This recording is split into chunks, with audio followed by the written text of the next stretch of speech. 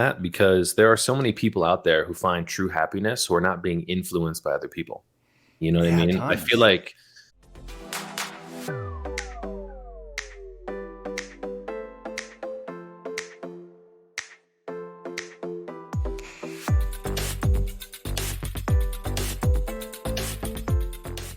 Have the pleasure of introducing Keenan Hart, who's with us this morning. And Keenan calls himself a mental health advocate, a positive crusader, which I love that. That's awesome. You co-founded FRANSiS. Is that pronounced that- correctly? yeah, that's correct. Yep. Yeah, cool. And then as well, you're kind of on your own journey of like 365 positive posts, right? Have you finished yet or no? No, so today will be day 234 for me, or Wow. 235. It's crazy to think about how quickly time flies. I started my kind of little positivity adventure because one thing, it gave me a reason to be accountable every day towards like a choice to be optimistic. But other than that, I think that we just need more positivity and optimism, especially out there in the news feed. And so being able to put structure around, being positive, showing up with a good attitude every day was super important to me.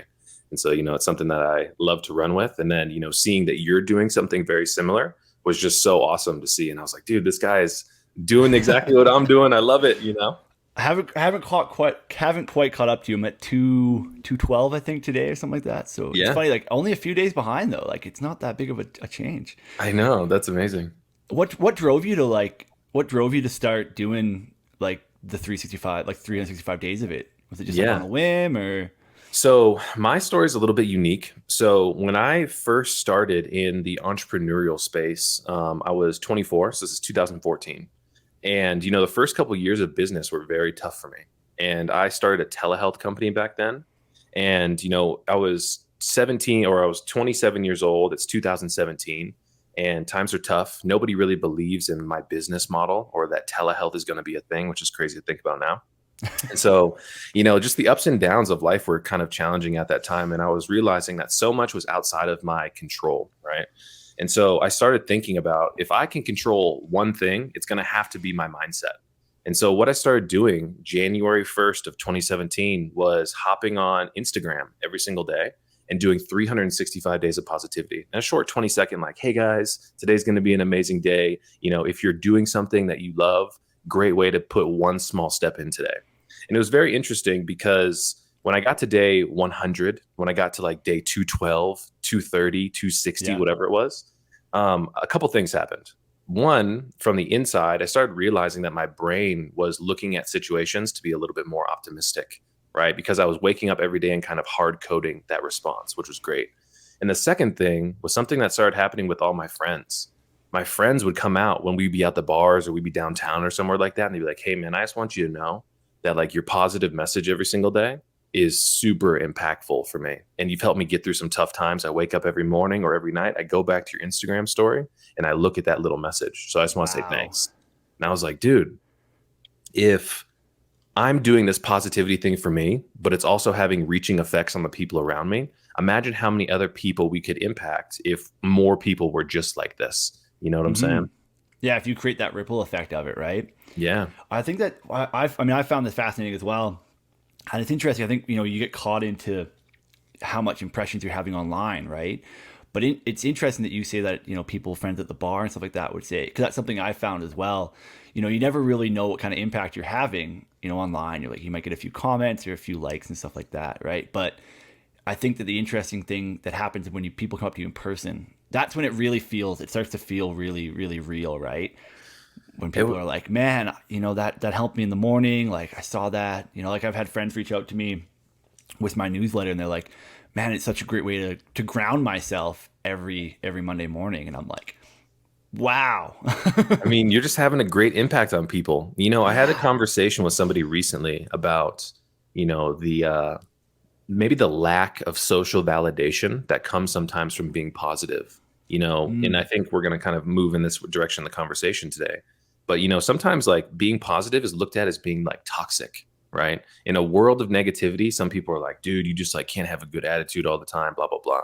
And I feel like when people really lean into being positive, sometimes they get lashed, like, people push back against that.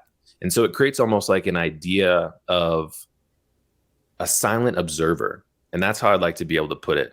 People are viewing what you're doing, but maybe they're not engaging in the feed. Maybe they're not giving you the likes or the comments that you kind of Hmm. get from other types of posts, but you're still having a really big impact. And I love that that's what's happening for you in your newsletter, man. That's so cool.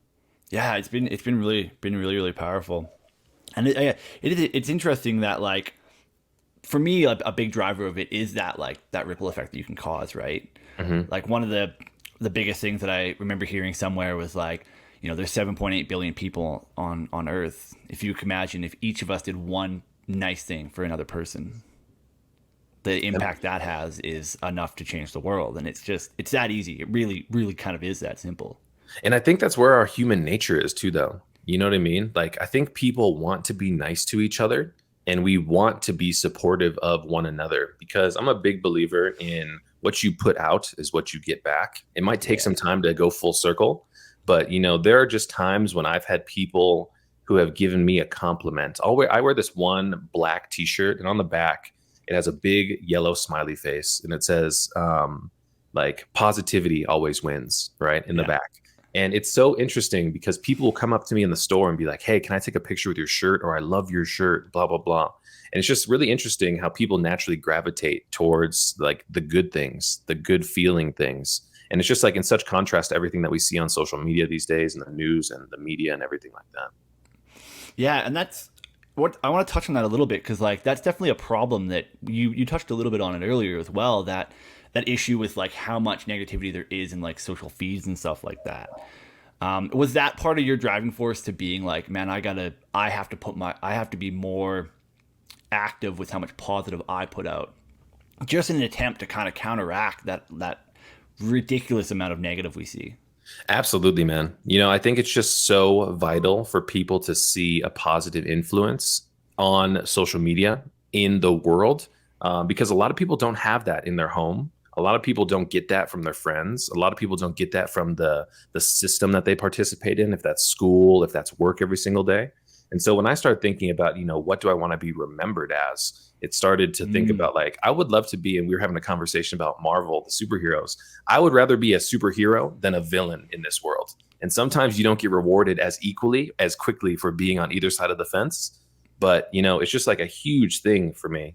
And we can talk about this a little bit as well.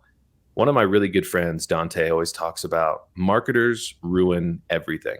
And he's like, if there's an opportunity in the world, marketers are going to take advantage of it. And when I think Yeah. about the media today, I think about the news, I think about how we've optimized for attention. And the easiest way to optimize for attention is by putting out scary stuff, headlines, trailers, snippets, breaking news, because we naturally pay attention to that stuff subconsciously or consciously. Just our brain Mm. does. And so it's Yeah, like we're wired that way. yeah, and so we've skewed in Mm. that direction. And it's just been very interesting to see like how clickbaity the world has gotten. And that naturally comes with a dose of negativity because it's, easily to grab our attention. Yeah, this kind of wraps back into to what we touched on earlier as well. That like when you put out a lot of positive, people can be a bit kind of against it almost in a way. And it goes to this thought that I had not a while ago about this book I was reading, and it's got this concept and this research that states that like it takes, I might get the numbers a little bit wrong, but I think it takes like 2.6 positives to outweigh a negative. And then if you look at that in like the grand scheme of how our social media looks, man, we gotta be putting out a heck of a lot more positive, like to counteract that negative, right? If 2.6 is the ratio, so like let's call it 3 to 1. It needs to be three positive things to one negative thing. There's no way we're even close to that right now. There's not a No, chance. no way, man. And it's like, but like how many, this is a question I love to ask people as well. How many positive things do you say to yourself each day? Like how many positive, reaffirming, encouraging words do you say to yourself? Or do you wake up in the morning and be like, man, I wish I had, or man, I could have done that better. And it's like, how many thoughts do we put into our own mind each day? That statistic is so interesting to me because Hmm. once again, I think that's where our kind of like our primitive brains and our primal brains come from. It's like the negative is so much more attention worthy than the positive is. That's such a good statistic, but it's also incredibly Yeah, scary. it is. Yeah, it is scary. Well, and I think that's one of the reasons why, like, when people are always like, "Oh, like, is there an issue with being negatively optimistic?" And I'm like, you'd have to go so far. You Like, would. I mean, and I want to get into a little bit of talk about like rose tinted glass and stuff like that. But before we go there, you mentioned kind of waking up and how you start your day and how you talk to yourself. And I'm just curious on what some things that you've started doing that sort of help you each day to kind of either start the day off right. Maybe it's a good cup of coffee, or end your day strong. Maybe if you journal or something like that. What are some things that you do? I mean, the morning routine is something that I'm trying to get better at. And I have to admit, one of my biggest flaws right now, and I'm even starting off with a negative, which is crazy, is, I instantly hop on my phone and I need to be better about doing that.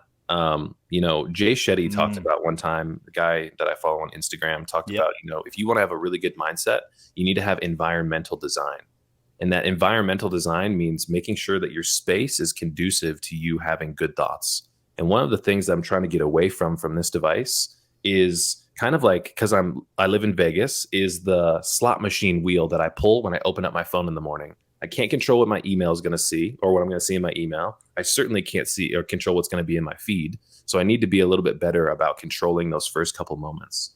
But one of the biggest routines that has really helped me is a practice that I call 3 wins. So each morning I will wake up in the morning and I will document what 3 wins would be for me today. That would make today a great day. And I do the same thing at nighttime as well.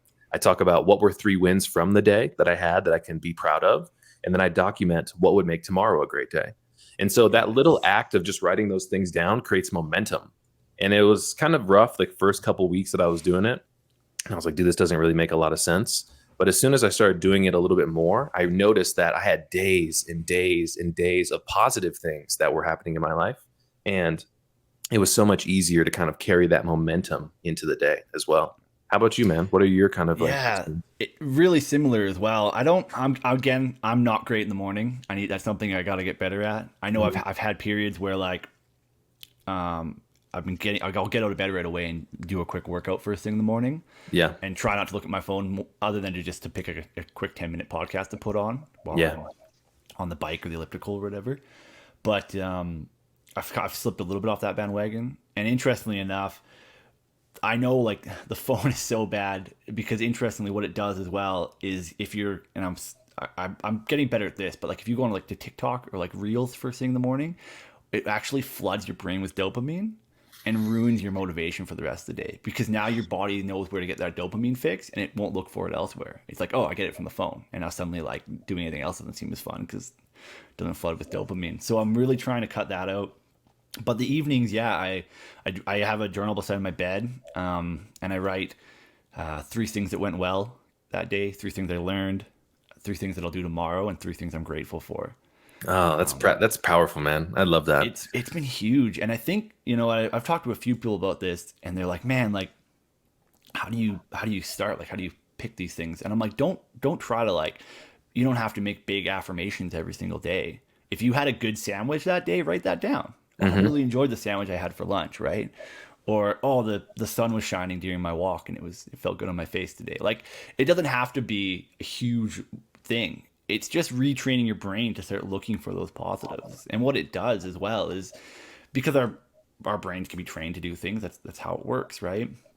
And so if you consistently every single day, and they actually, I just read about a study about this, but they had a number of participants write down for a week three positive things each day for a week, and they found that even up to 6 months later, those individuals were still happier, and oddly enough, well, not oddly enough, it makes sense, but actually they were healthier as well. They had less signs of illness. Wow. And they only did it for a week. Dude, that's powerful. I mean, something that really clicked with me there was something that I'm also trying to get better at, which is trying to be appreciative for the human experience a little bit more. The human experience that we live on a daily basis, especially living in America, living in a super, formed country with resources around us is an absolute blessing. And so many people don't even have the fundamentals that we have. And especially, over the last year, we've seen Russia push into Ukraine and all the people be disbanded from their country and pushed out into different refugee camps and stuff like that. And it's often I think we don't do a good enough job of realizing how lucky we really are to even show up and do this kind of stuff. The fact that you and I are on a live stream we're talking about, our cup of positivity is just like an incredible experience. And like, what an amazing time to be alive. And having that sense of perspective is just so important for me. But it takes a lot of effort to continue to like put yourself in a place of appreciation and gratitude. You know what I'm saying? Oh yeah, 100%. I think that that's huge. Like, it's something that I thought about a lot about yesterday. Obviously, with being Remembrance Day up here in Canada and Veteran Day for you guys down there. Hmm. The fact that, yeah, like you said, we can wake up and spend Saturday morning doing this is, yeah, I mean, the level of gratitude that you got to have for that is huge. And I just want to take a quick second here, actually, and this suggestion is great from Marty in the chat. He said a good thing that he's done actually is he's moved it onto his iPad instead of his phone, which his Oh, iPad he generally leaves off somewhere where it's not right by his bed or something like that. So and he actually interesting. go and turn on his iPad if he wants to look at them instead of having it super accessible on the phone. So that's Oh, brilliant. I think yeah, that's Marty, brilliant. I love that because like you're Yeah. putting that small like gate between you, right? Which is super Yeah. important. And I think maybe that's the biggest issue that we have with these little devices these days is like Oh God. I Yeah. was having a conversation with my dad and somebody who was a little bit older the other day, and they're like, "Do you remember when they started calling these things smartphones and what you could do on these things?" And it's like because we can do our banking, we can stay in touch with our loved ones, we can instantly FaceTime people, we can video chat, we can do everything on this device. The line has kind of gotten blurred as to what role this really plays in our lives, and it's just Hmm. very interesting to kind of be at this time in history and having little controls like that, like Marty suggested, are so powerful. That's so Yeah. cool. I need to start doing that. Yeah. I turned off all the notifications a long time ago. Other than like text messages and phones, I still get in. Oh, I Hmm. think I still might get Facebook messages, but everything else, any Instagram notifications, LinkedIn notifications, I turned all them off because like Yeah, you're gonna check on them anyways. yeah. So that way, that when that little you don't like that little bing, you're not waiting for that little like bing to happen, right? That little notification noise to come in, and I mean, can we riff on that for a second? yeah. The thing that was really popular a couple maybe years ago now was a documentary or a show on Netflix called The Social Dilemma, and Mm, how they yep. talk about the power of these platforms that have been designed like Facebook and Instagram and TikTok and all these other things. Um, they slowly but surely change our behavior through time by having them be designed to release dopamine, right? Hmm. And so it's very interesting to see how they've gone in that direction towards being so psychologically designed to be addictive, which is something that I think we're still all dealing with. Because if I go out into society, I look around, everybody's on their devices. And we've been slowly but surely seduced to stay on these little devices every Yeah. single day. But it's very interesting to me, and Marty said this again in the chat, use do not disturb. I think it's interesting that Apple as a company has created all of these mechanisms and tools and safeguards for us to be able to protect those notifications and those interruptions on a daily basis. What's kind of your 2 cents on why that stuff's so important? I mean, a lot of it comes back to like I guess there's a few things now that my brain's kind of mulling them over. A, like you said, it's that level of dopamine hit, right? Hmm. And it's training yourself to not get to look elsewhere for the dopamine hit instead of on the device. But I also think that we lose the connection of individuals, right? Like they say, there's an interesting thing that even having your phone on the table when you're having a conversation with somebody makes us pay less attention to the other person, even if it's not our phone, even if it's somebody else's phone, right? Even if it's face down, like research shows that it actually makes you feel less connected to everybody else at the table. So I make a habit of pulling my phone out. Like if I'm eating, like the phone's in a pocket, right? I need to be better at that at home, but at a restaurant, I'm pretty good at doing that. Yeah. But I think that it's definitely something. I mean, I guess it goes to show how addictive that level of dopamine hits are because we, like you said, we have the technology to hit the do not disturb, to not have the app on our phone, Hmm. but we don't, We don't. right? I mean, so Linda, I'm looking in the chat right now. Linda said, yet so many of our resources separate us. So there's a very interesting Mm, terminology out there, and it's called alone together.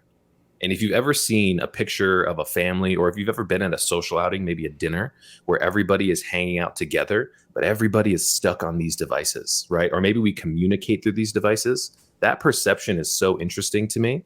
And I think we need to do a better conscious job of realizing kind of why it's so important to have that human connection. And I say this all the time in some of my meetings. It's like, although we are more connected than ever, people feel more isolated than I think we ever have. And Mm-hmm. it's just interesting that these devices are creating like a false sense of connectivity that maybe we're getting that quick release from a dopamine perspective, but we're actually looking for that human connection and that long, gradual pull at what is really going to actually satisfy us. That's just so interesting to me. Yeah, and I think when you talked before about it, kind of us being slowly trained to be that way, right? It's why Amazon's been so successful. It's that immediate gratification, Mm, right? And I guess it's the same issue that's going on with the way that we feel like we're communicating with everybody, but only on an immediate gratification level, right? We're building a community, but only on an immediate gratification level. We're not getting the long term effects that come with that. Is there anything that you do to counteract that? Like, is there anything that you've tried or you've seen people do to kind of spend either less time on their phone or just to connect better with individuals in a social setting? Man, and like the last couple of years have been very challenging. I have been incredibly blessed in my professional life to always be somewhat of an entrepreneur, but I've also been at a huge disadvantage because I haven't had the sense of camaraderie that a lot of people have in their professional career. I say all that to say I need to do a better job of actually getting out into the world and networking and spending time with people and actually investing those hours to build those actual relationships rather than Mm-hmm. just the virtual stuff. You and I, have been able to build a relationship and a friendship virtually by being able to do things like this. But it would be so much more gratifying if I could actually spend time with you. And it's just like this Yeah. distance that these little devices and these screens create today is incredible. But I would love to be able to get out into the world and spend a little bit more face time actually with people because it's just so much more satisfying to actually like be able to rub elbows and have that human connection. You know what I mean? So Yeah. I'm working on that, man. I got to get better. Yeah, it's interesting. It kind of drives me to something that I wasn't going to talk about. Oddly enough, wasn't on my radar today, but it's interesting that you say that. I just finished doing a speaking gig at a conference last week, and I've done a couple of virtual ones, but that's the first like big one I've done in person in a long time. Yeah. And it's the energy's different, isn't it, when you're in person? And like you said, even if we were sitting down in a studio talking to each other, that like just that level of human energy is quite interesting. And the reason I kind of want to talk about that is like I'm not like a energy kind of person, I don't go that far with it, right? I don't Yeah. even know what my astro sign is. But I can't deny the fact that like there is that level of like human energy that kind of goes back and forth when you kind of get into a more face to face scenario and even just in a group. I'm Hmm. wondering just what's your opinion on that? Like what do you think, like how important is that energy and like in our lives, and how do we Yeah. get more of it? Before I dive into that, I want to take a second to ask you kind of like, so how did you feel? Like, what were you feeling in those moments when like you had to stand up in front of the group of people to present? Like, take us like to a visceral moment of like Mm. explaining how Freeman felt when he like went up in front of the crowd. Yeah, I mean, it's interesting because like that was probably like my first professional speaking kind of with a Hmm. podium and a presentation, and I'd done a lot of other like kind of ad hoc public speaking things, and been a RAF guide for a year, so lots of talking to people like, in front of that. But that's different, man. When you have to like you've got like a presentation, and I've got like the microphone on and the clicker in my hand, and I'm just like, oh wow, like I'm doing this thing. The initial stand up was, I would say, a little bit uncomfortable. Obviously, Yeah. you're a little nervous, right? I did a quick kind of thing with everybody to have them say something nice to the people beside them and stuff like that, and that totally broke the whole, kind of shattered the roof, so to speak, on that negative, getting everybody going, and then there was all the other talk going on. So that was really interesting. And then as I got into the flow of it, it was good. Yeah. I'm not a person to read off notes and stuff like that at my presentations either, so I could see the crowd.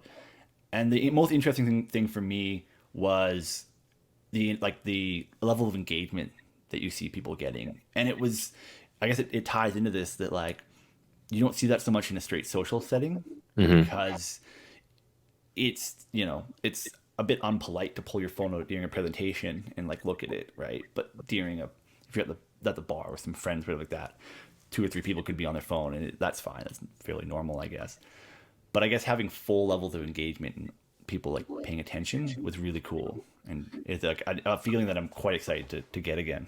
Yeah, I mean, that's just so awesome that you had an opportunity to actually forge that connection with people. And I think, one of the best things about being in person is whether we like it or not, we have so many abilities to pick up on other people's language, if that's body language, if that's verbal language. And like we're naturally always picking up and intuitively recognizing what is going on in the environment.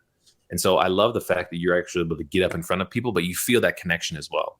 And it's very interesting that you talk about it's rude for people to pull out their cell phones while they're in a big group setting listening to you, the speaker. But while we're at the bar with our friends hanging out, people will still be on their little devices kind of in their own little zone. Yeah. That's just very interesting to me. Yeah, it's one thing that me and my wife have been doing for a while, and we'll continue to do is no phones at dinner time, Hmm. right? And as we grow family and stuff like that, I think it's really important to at least that one part of the day, right? It's like, nope, the phones are not on the table. You can't look at them. Like this time is for us to connect and to reconvene and Yeah. chit chat. And again, it's like I think it's really important to make it easy and simple to do these things and to bring this positivity into your life, right? Whether it Hmm. be through morning gratification, nighttime journaling, a simple, hey, don't have your phone for the hour that it takes to have dinner, Yeah. right? And you don't need you don't need to be that on it, right? I think that's the other thing too, that people feel like they're going to miss out on something. So if you kind of take the time to maybe you go on like a retreat for a few days, something like that, and then you turn your phone back on and realize that nothing's happened, Yeah. right? You turn your phone off for 3 days and you're like, man, like the world's going to end. And you turn it back on, you're like, oh, I realize Yeah. I missed like two messages from people that aren't important. Like, not that the people aren't important, but the messages weren't Yeah. vitally time crucial, right? And I think that's a misconception that we have as well. Something that I really love about traveling is often my device does not have international data, right? And Hmm. so I traveled through Thailand in 2016 with one of my buddies for like 60 days, right? And it was amazing because of how present you felt while you were navigating in your daily process because you didn't have to be connected to that device. And then slowly but surely, it's like you come out of the fog by realizing like, oh, the notifications on Instagram and what everybody else was doing and stuff like that wasn't even, that rewarding to myself. And it's so much easier to have an optimistic attitude about what's going on in your life if you're not consistently comparing yourself or having that fear of missing out that, our Yeah. devices create as a secondary effect. Yeah. I want to touch a little bit too, like, so it's interesting that you traveled Thailand and stuff like that. Like, it sounds like you kind of travel a fair bit. You have, so it's interesting that, because Lydia sort of mentioned this as well. She said that generally poor people are actually statistically happier than those who aren't. So I'm curious what you've seen in your travels that kind of just reflect that directly. Well, I'm going to use an example of my most recent travel experience, and that was moving. So in 2020, my girlfriend was in the process of completing grad school in Oahu, Hawaii. And, I lived here in Las Vegas and I moved out there to be with her. But one of the, contingencies of moving out there was it's very expensive in Hawaii. And so we weren't going to be able to travel with all of our stuff. If you look behind me, it's like all the pictures on the walls and all the stuff on, the shelves and the couch and all this kind of stuff. So I had to get rid of like 90% of my stuff, including my clothes, to move out Hmm. there and just to like live in the lifestyle with her. We had a small, like 300 square foot apartment. And one thing I realized in being out there was I don't need all of the stuff to be happy. And it's wild to think about like the freedom that is created when we do not have things and materialistic items that weigh us down. It's like we choose almost to layer this backpack on of stuff that doesn't give us the ability to move as quickly and move as freely just because we're worried about what is in everybody else's backpack. You know what I'm saying? So that Mm, makes a lot of sense that some of the yes. poorest people are happy because they don't have the construct of the social pressure of being like, well, I've got that watch or I've got that mug or I've got all of those espresso machines and all that different kind of stuff. Um, I love that point that she made because I believe it's so true. You don't need a lot of stuff to be happy. And it's just like something that we really need to kind of reinforce in ourselves. And maybe we're taught because of social media, because there's always something new out that we need to have something. And maybe it's that little chase that we're going through to be able to kind of fill that hole that's inside us. I don't know what your 2 cents is. Yeah, I think it's you touched on at the end there. You touched on a huge thing that it's something that we're taught, and this is something I'm pretty heavy into. Is this we are taught it very early. It ties back to this huge issue that we're kind of taught that once we achieve a thing or once we get a thing, then we get happy, Mm-hmm. right? We're taught that our entire lives from like when we were growing up in school and stuff like that, right? Oh, once you get the good grades, once you get the new career, once you get all those things, then you'll be happy, right? But this is not the case. That's not how it works. Interestingly enough, there's a ton of research that says it's the other way around. That really happiness helps you succeed and helps you get the things that you want to get. And I know I was and I'll never forget this. I was in Morocco actually, way in the middle of the high Atlas Mountains, and on this 4-day overnight trip, and we hiked up to this little Casbah that this family had, and it was like I'm talking like it was just dirt and sand, and they'd made bricks out of it, and they had like a little home and a little stables and stuff like that, and the family was there, and they were like, you could just see their happiness. They didn't have any electricity. They might have had like a well for water, right? Mm-hmm. There's no internet, no cell phones, but they were just happy, and the kids were running around, and they were having a good time. And like it just goes to show that like I was like, wow, these people are genuinely happy, and they have no cares. They don't know what's going on in the world. They don't know what's going on in the news. They just have what they have, and that's all that they need. And I'll never forget that. Yeah. I mean, it's so powerful to hear you just give examples of that, because there are so many people out there who find true happiness who are not being influenced by other people. You know what I Yeah, mean? I feel tons. like this is one of my favorite books is called the Gap and the Gain, and it's a story about. And I'm not going to have the names correct, so forgive me. But there's a high performing executive coach who talks about one of the biggest issues that high performers and people with high achieving mindsets have is they always find themselves in the gap. And he's like, one of the things that you consistently do and we're kind of taught to do as we come up through school and as we're climbing the corporate ladder towards success is we look at the horizon as a reference point for where we want to get. And our goal is Hmm. always there. But he's like, if you realize one thing when you're on a long trip or even in an airplane, the horizon is always going to be so far out there that you can never catch it. You can Yeah. work for years and sprint as fast as you can, but you will never reach that point. One of the problems that I've had in my life is every single time I set a goal for myself, I sprint to get to my goal, I capture the goal, and then the first thing I do is I look up at the horizon as Yep. to where the next goal is going to be. And so I find myself between the gap of where I'm at now and where I want to be on the horizon. And it's a goal that I can never catch, which is kind of, sad now that I kind of talk about it out loud.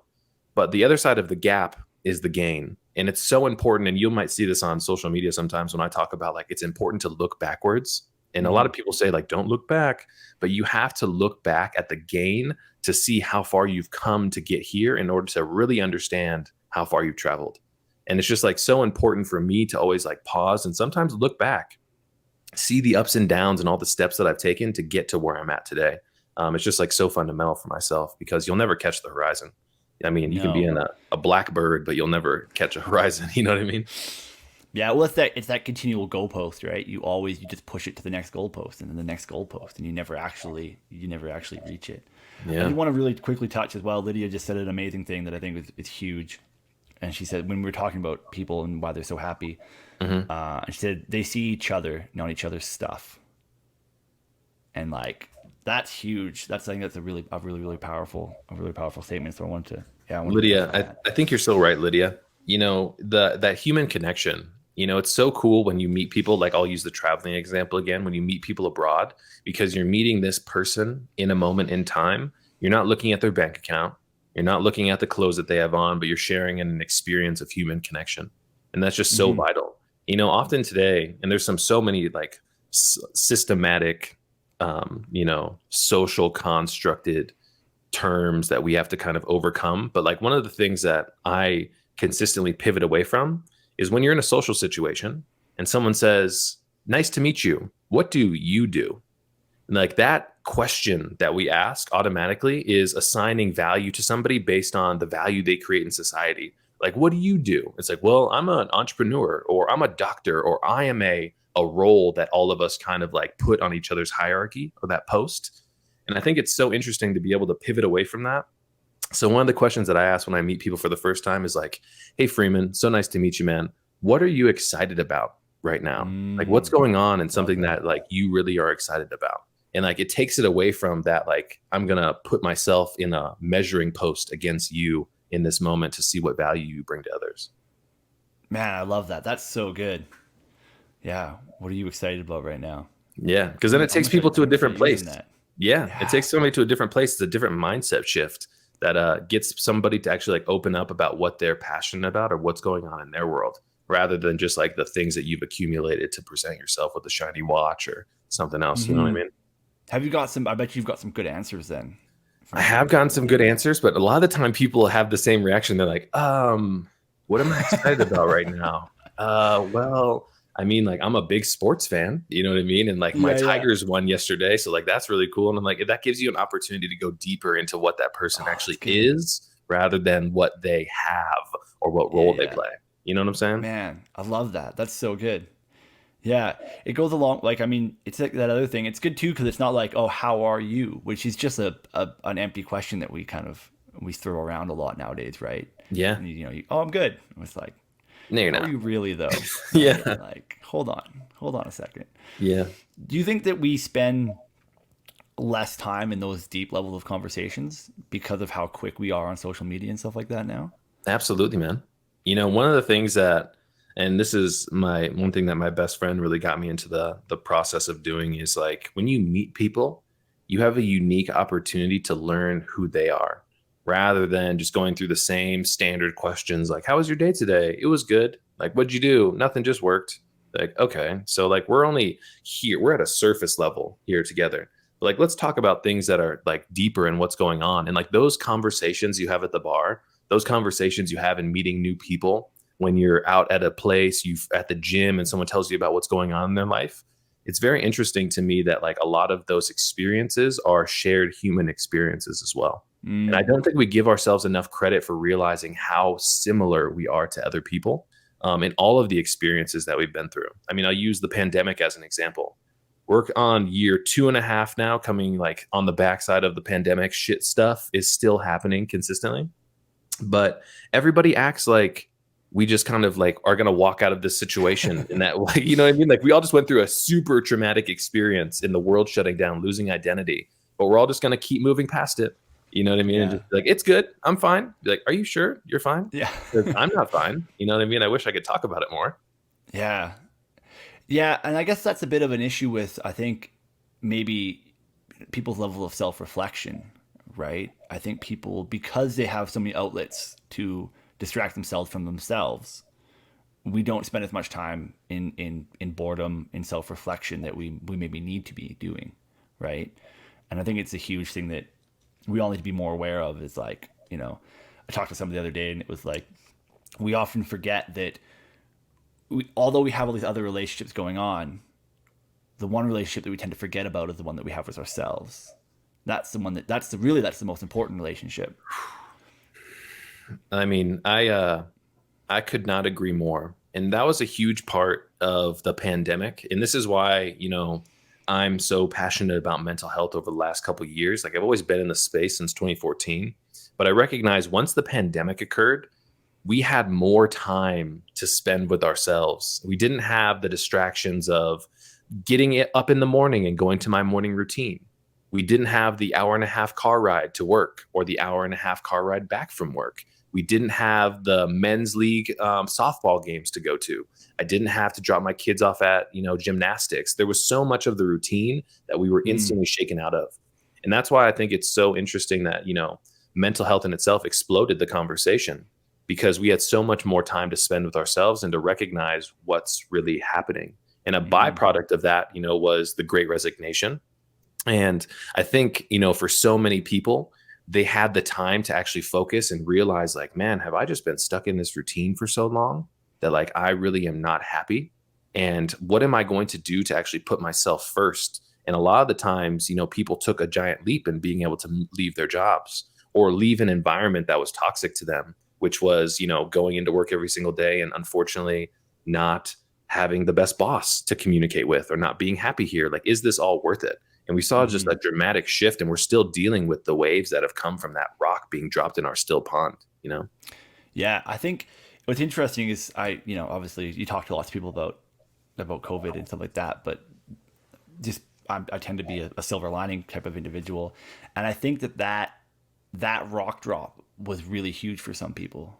I think it took them off the train tracks of life, and it made them think, hold on a second, like what am I actually doing? What's actually important to me, right? What am I actually spending my time doing, and why am I spending my time doing that? And I think a lot of people really had a new outlook on stuff like that. I did want to touch briefly as well on. I think this ties back in. So FRANSiS has been around for a while then. Like Yeah, so 2018, you guys? Yeah, so we started. So my journey in 2014, I kind of was in a summer job. I was working on the back of a truck here in Las Vegas, installing office furniture, chairs, couches, cubicles, desks, stuff like that, as a job when I got out of college. And that was one of my early experiences in recognizing what I did not want to do.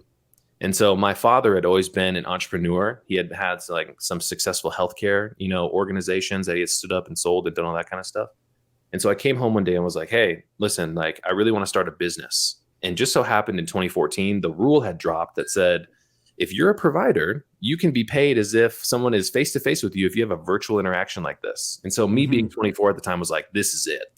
And just after that, I had an experience at one of the hospice companies that I was partnering with. Because rewinding again, back in 2008, my grandmother went on to hospice very quickly and ended up passing away super fast as well. And we lived in Detroit at the time, but none of my family members had the resources, the money, the flexibility in their lifestyle to be able to drop everything and be with grandma. Now, my dad had been, one of the people who has been successful in his family, God bless him, and all the sacrifices that he made. So he dropped everything and went to be with grandma. I remember saying goodbye to my grandmother on a cell phone back in 2008. And she had emphysema, so she couldn't speak really well. And it was so difficult to communicate all of the passion, all of the times that she had taken care of me as a little kid in a 3-minute conversation. And so when I got into my professional world and video was becoming more relevant, I wanted to start a company that helped family members visit with their loved ones before they passed away so they could say goodbye. So we could have a group chat, if you will, of family members from Baltimore, Michigan, Florida, and they could speak to grandma who's in California.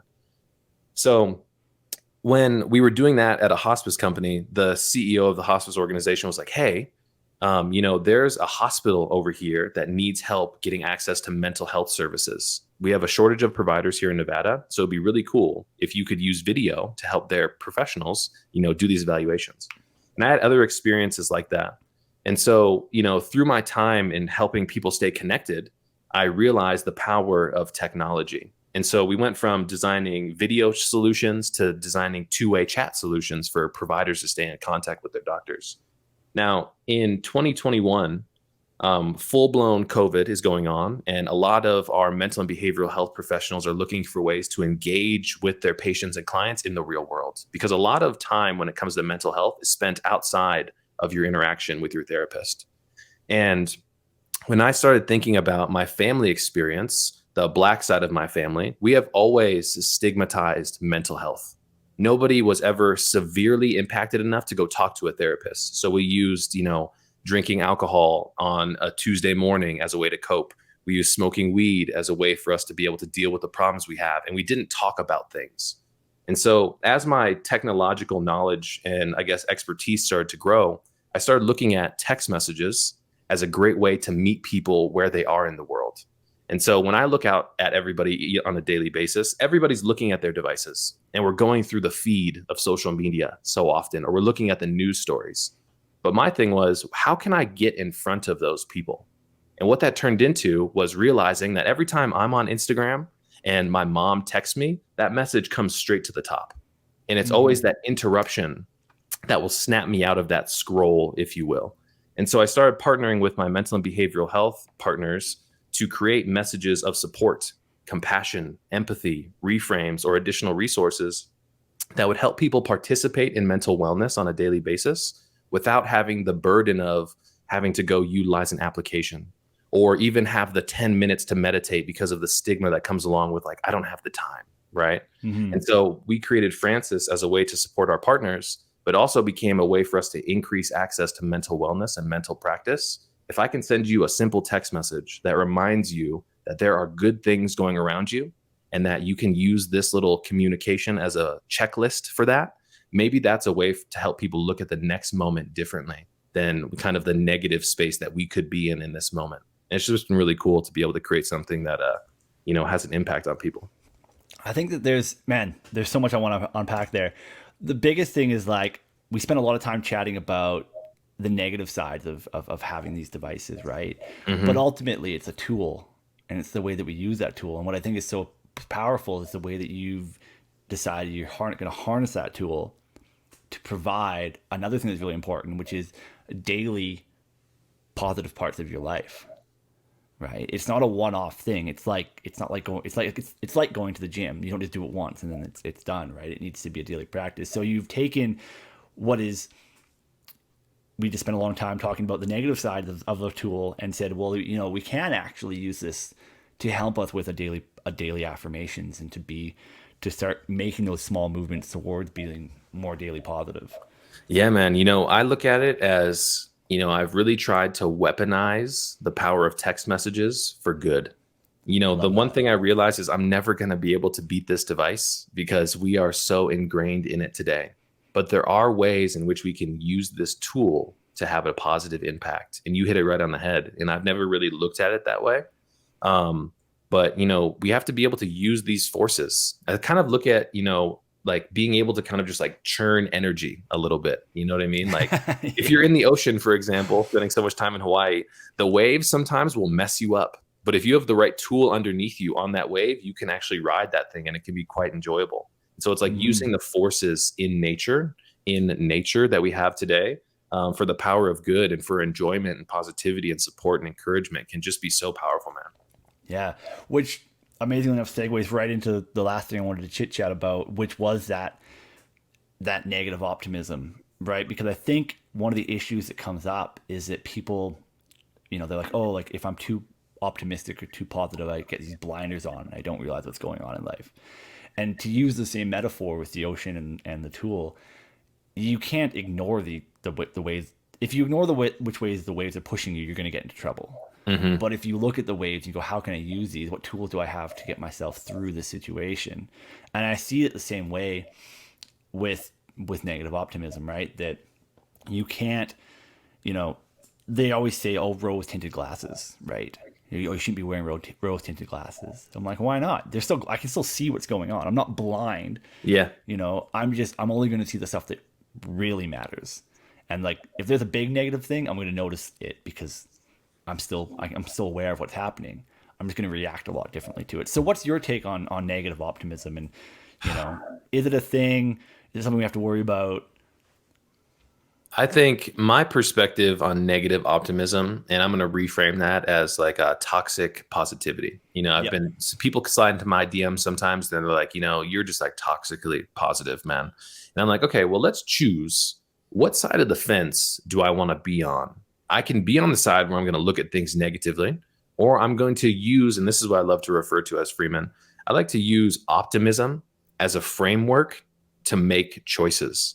So, one of the things I think we get in trouble about in society today is acting like we do not have a choice to react to certain things. And I really get excited about using the optimistic framework as a sense of accountability. You know what I mean? Like, especially in the entrepreneurial world, there is so much stuff that is outside of my control, but I do have control on how I'm going to react and view a situation. Did the business deal go well? No, it did not. But what is the silver lining, like you referred to yourself as a little earlier? I learned a lesson. I have the ability to show up better next time. And in this game of life that we're in, I love to refer to it that way. The objective is to not quit. You know what I mean? The objective is to keep going and to keep iterating Hmm. and to keep moving forward. Just like you're playing Mario, you know what I mean? Like get hit by a shell. Awesome. Well, now I know what I'm going to do next time and it's fun Yeah. along the journey. But I look at, as optimism as a choice. And I feel bad for the people who show up on a daily basis and are like, well, that's just terrible. It's like, guys, you have a choice. And if you're not being optimistic about your current situation and you're going to put those self-limiting beliefs on yourselves and that ceiling on yourself, then, I wish the best for you, but I know you're going to be fighting an uphill battle the entire time. And that's going to be really tough. That's like my 2 cents on kind of that negativity. I just choose not to operate from that place, and I'll be okay because I'm going to fall on my own sword, and this is my life. You know what I mean? And everybody else technically is just participating in it, and I'm going to operate the way I want to operate, Man, I love that you said like you'll fall on your own sword, because it's one thing that I've same thing. I like that you switched to toxic positivity, because that's something that I get commented on a lot as well.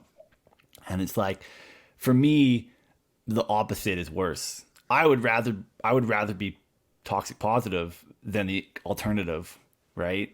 Like, if I'm weighing pros and cons, the pros of being overly optimistic far outweigh the cons, right? Absolutely. Like no word or discussion on it, right? I think it's really interesting as well. I'm big on this thing that like positivity creates opportunity, right? If you're a negative individual, everything that comes across you, you're gonna look at the bad side of it, the problems, the issues that might arise.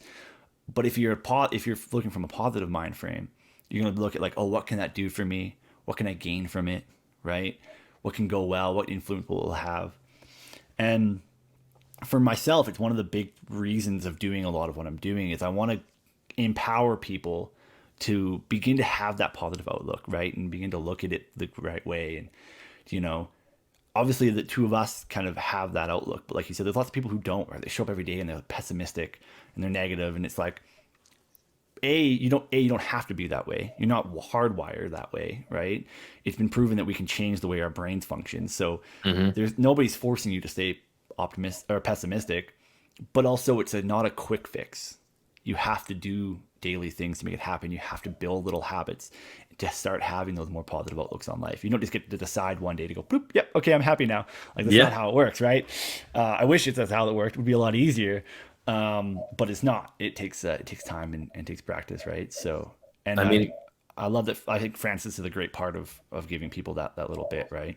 Yeah, I mean, it's the consistency. You know what I mean? And this is what I love about, your 365 days is it's the consistency through time that will give you the result. You know what I mean? And you and I talked about this. I'm listening this year. I'm really trying to focus when I'm 32 years old, I want to build better habits. And those habits will produce the outcomes that I'm looking for.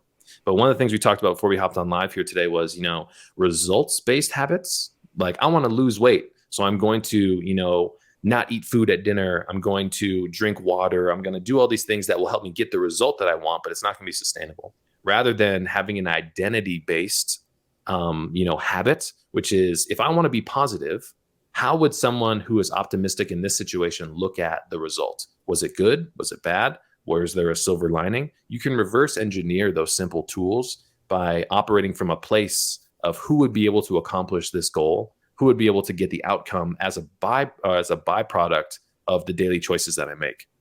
And I just love, what you're doing, because like you're having a huge impact. Even like creating this forum for us to be able to have this conversation creates visibility and is one small push in the direction against all of the negativity and the terrible things that we see on a daily basis. And it's just so beneficial, man. I can't thank you enough for, inviting me to have this conversation with you.